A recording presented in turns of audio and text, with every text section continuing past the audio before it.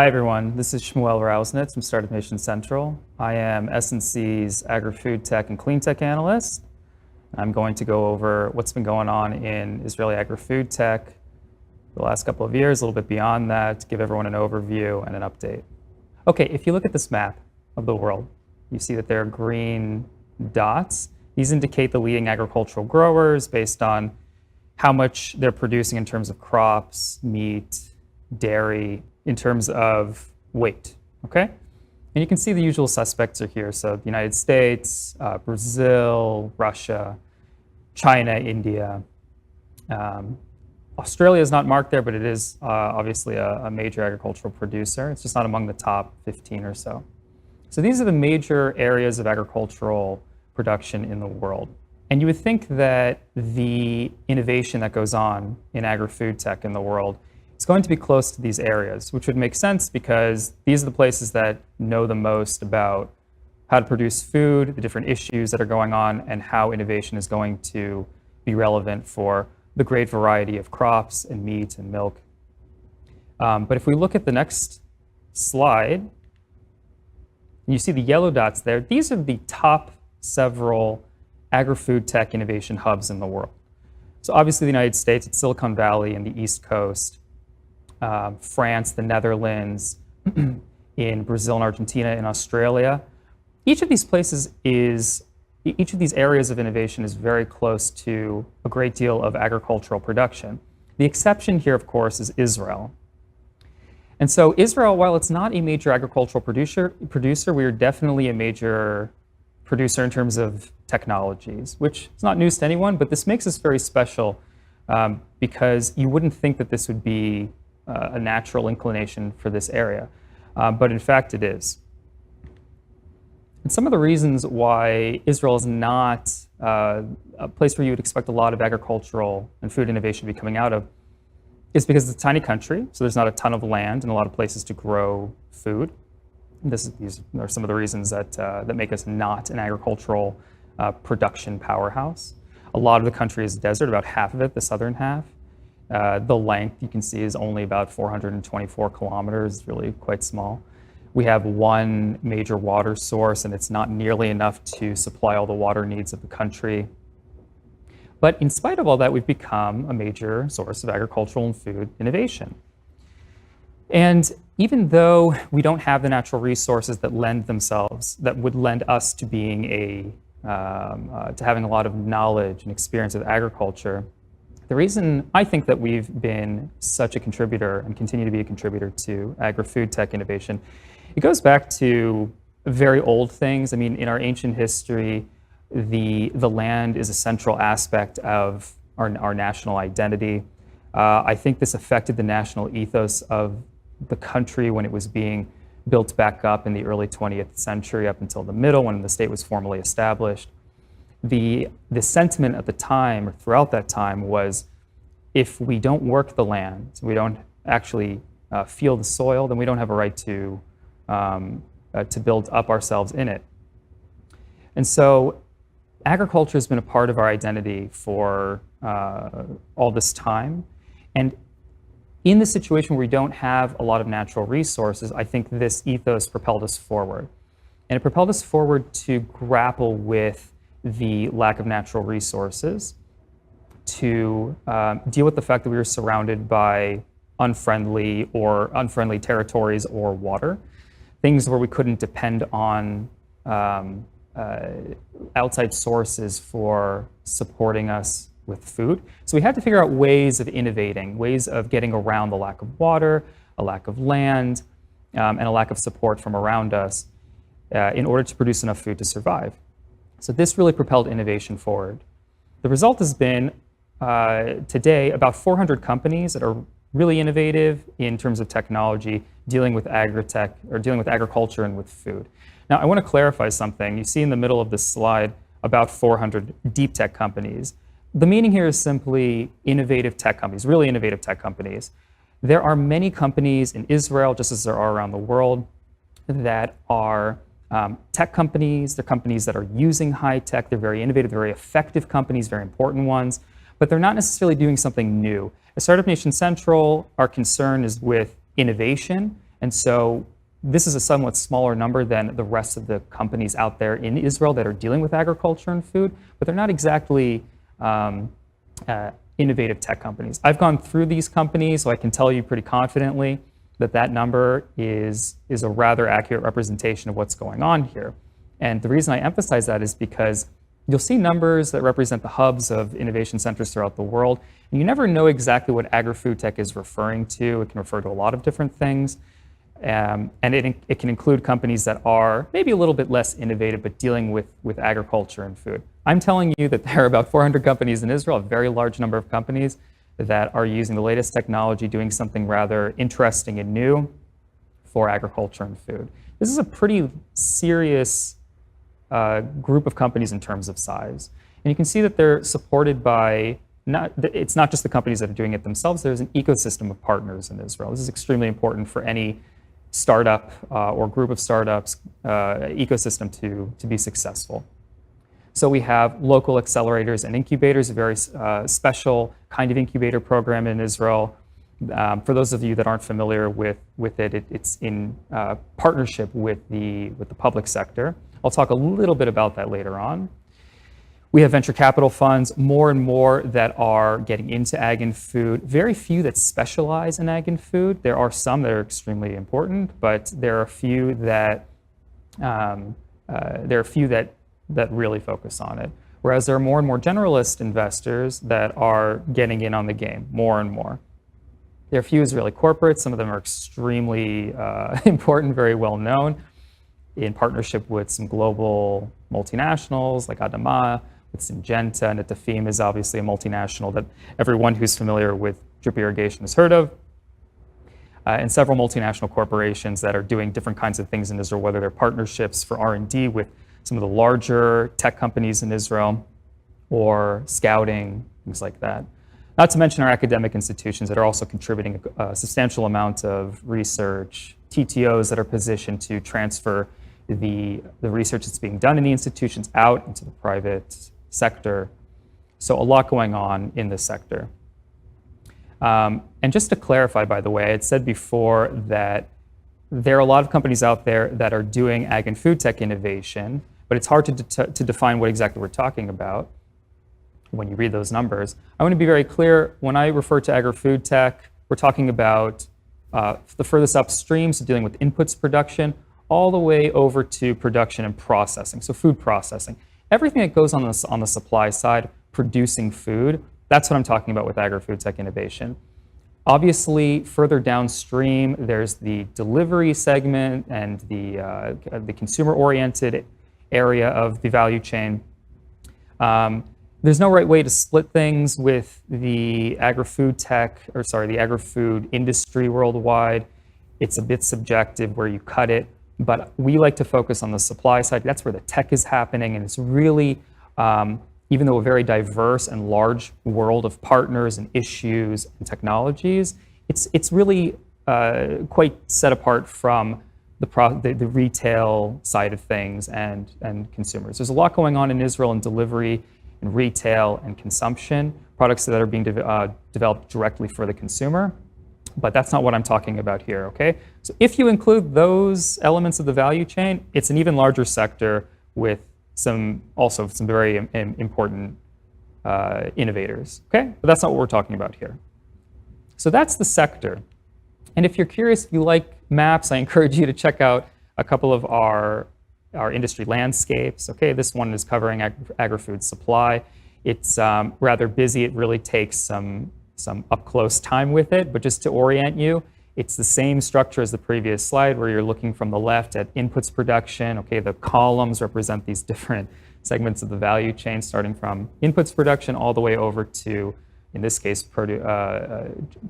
trade management, so post-harvest. But here you can see a breakdown of some examples of companies, okay, broken down by not only the value chain segment, but also core technologies, as well as species domains, whether they're dealing with crops or with livestock or with marine life. Okay, so you can get a sense of the variety that's going on in Israel. And if you're curious, you can also peruse another landscape also available online. Both of these are completely for free, where you can see what's going on more on the food retail and experience side. This also happens to include some alternative protein examples. Okay, so if you're interested, you're welcome to view that. Coming back to our sector, let me just orient you with what you're looking at here. On the left in the gray, you have the major industry challenges. Okay, that kind of represents the value chain, top to bottom. It's just like left to right.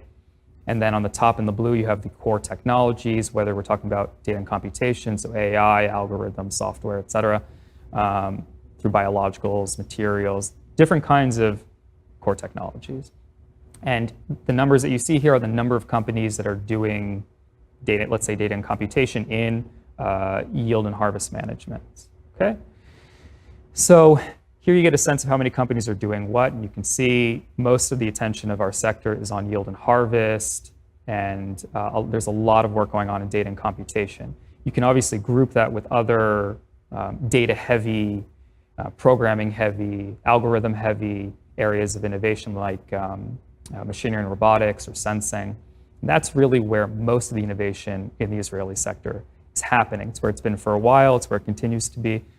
But don't get me wrong, there's a lot of innovation going on in materials and biologicals, a substantial amount. It's just not as much as in AI and software and whatnot. So moving along, that's what the sector's been looking like. Let's talk about investment and the interest that this represents in Israeli agri-food-tech innovation. So on this slide, you see two graphs. On the left, you have the global count of investment in agri-food-tech. Actually, the focus is on agri-tech, more upstream. This is from AgFunder, from their mid-year report this year. And so that roughly corresponds with Startup Mission Central's agri-food-tech. Okay, so it's roughly an accurate comparison, comparing apples and apples. And on the right, you have, based on our data, what's been going in Israeli agri-food-tech, okay? Per year, the amount of investment in the entire sector. Obviously, in both cases, you see that there's an upward trend. Agri-food-tech has been getting more and more attention over the last several years. People are believing more in it. It's becoming seen as a more viable area of investment, okay? Investors are expecting returns on this. Everyone's been anticipating major exit. Mostly has yet to be seen, but it's still leading to more and more investment. And you can see that there's, on the world side of things, on the left side, there's been a reduction, or there's even what AgFunder projects to be the total that will be brought in this year is probably going to be less than the previous year. Last year was a very heavy year for investment.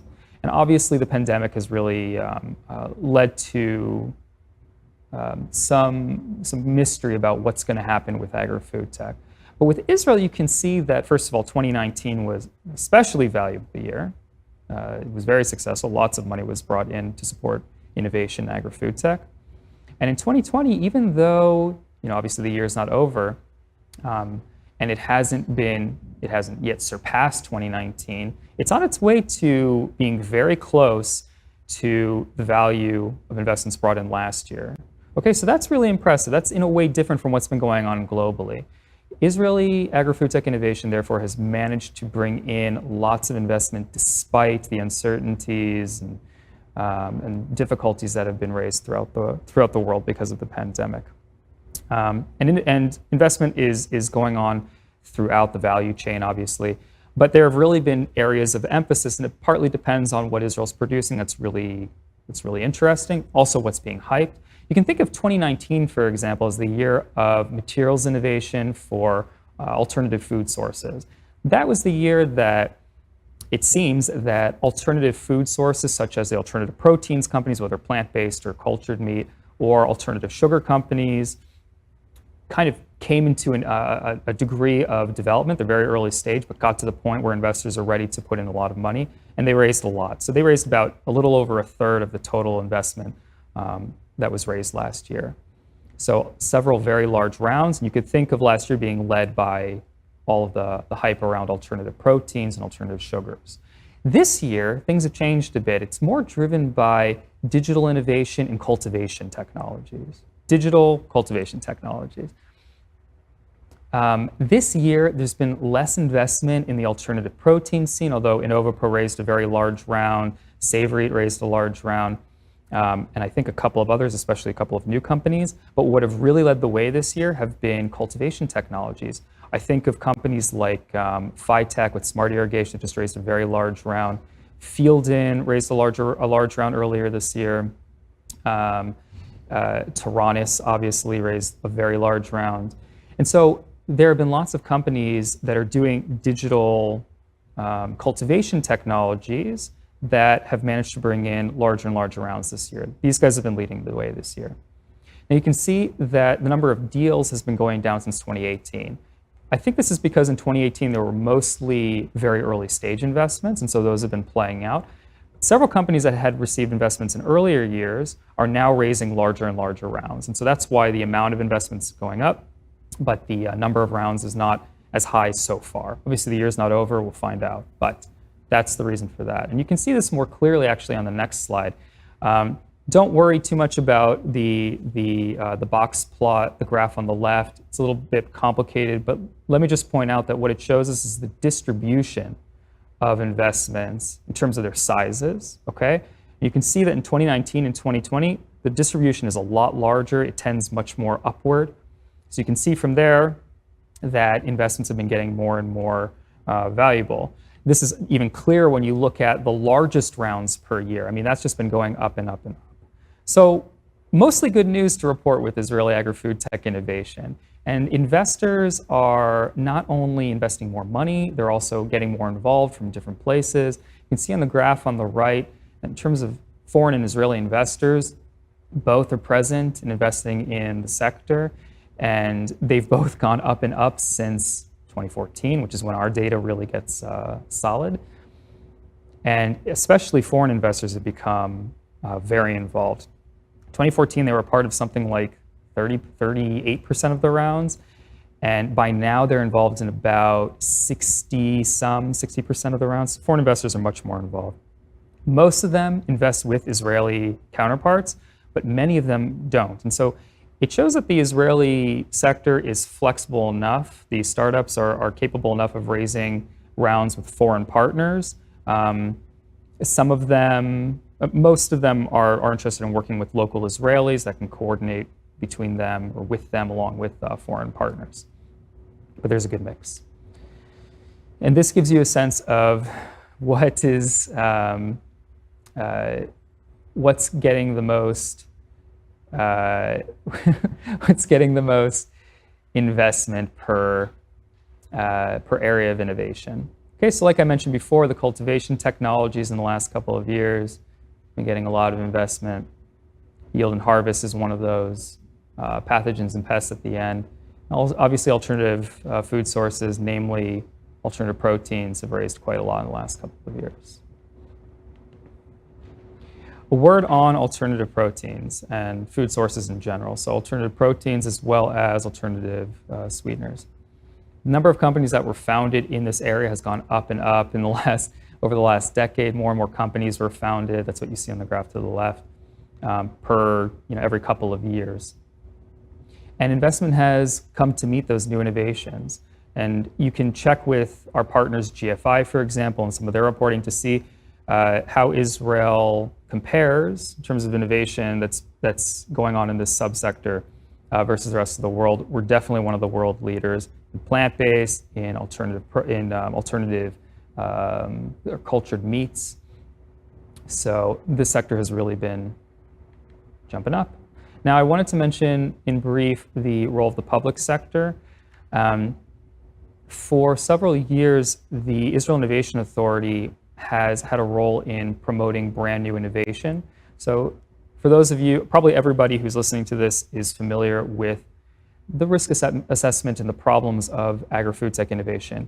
We're all familiar with the issues of, for example, long time horizons for return on investment because testing cycles take a long time. There's a great deal of uncertainty when you're working in the elements and you're dealing with living objects, so you're growing biological organisms.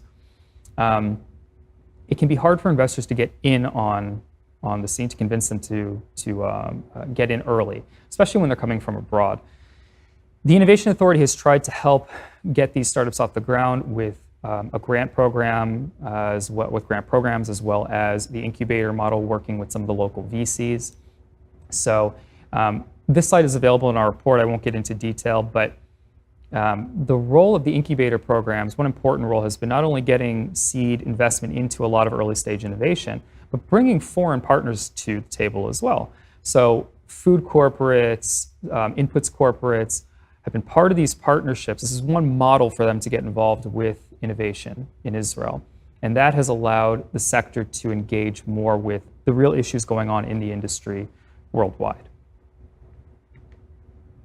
And here are a bunch of the multinationals that are a part of the scene, most of them having some kind of presence in Israel, whether it's a co-R&D partnership, scouting, a fund. Some of these are partnerships with Israeli companies abroad. So Wilbur Ellis and Valmont, for example, they've been investing as well as working with Israeli companies.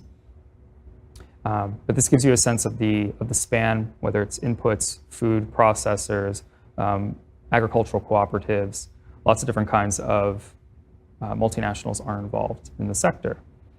And in 2020 especially, we're seeing more and more partnerships going on abroad. Probably the most notable among these is what CropX has been up to with acquiring a couple of companies, as well as establishing a couple of new partnerships in the United States and Costa Rica.